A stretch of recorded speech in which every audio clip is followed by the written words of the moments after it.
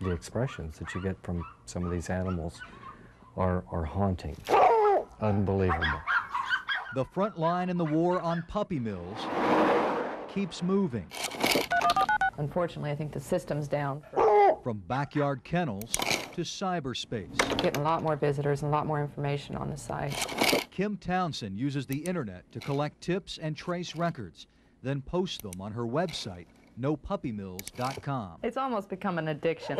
Her addiction is attracting unprecedented attention from the Missouri Department of Agriculture.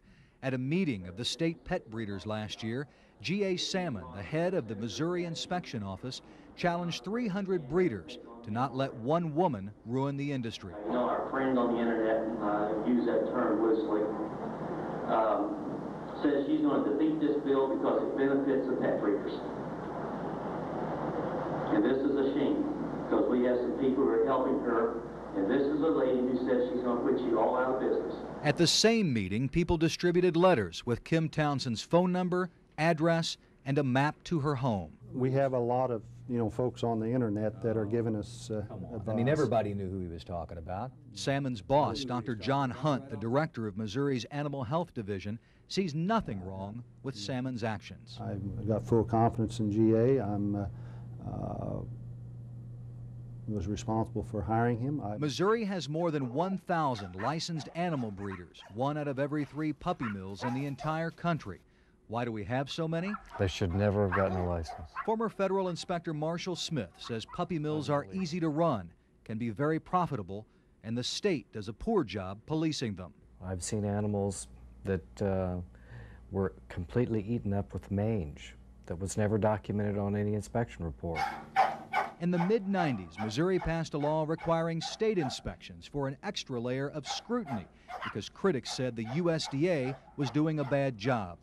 Our investigation focused on dozens of the worst cases in Missouri history, and we found that the State Department of Agriculture never fined the owners a penny, never taking away their licenses.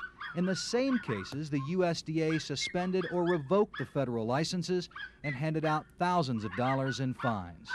Whether you figure it by man hours or you figure it by FTEs, that they have twice as much time per year to dedicate to a commercial breeder than our staff does. It's got problems from... Smith says inspectors often overlook repeated violations.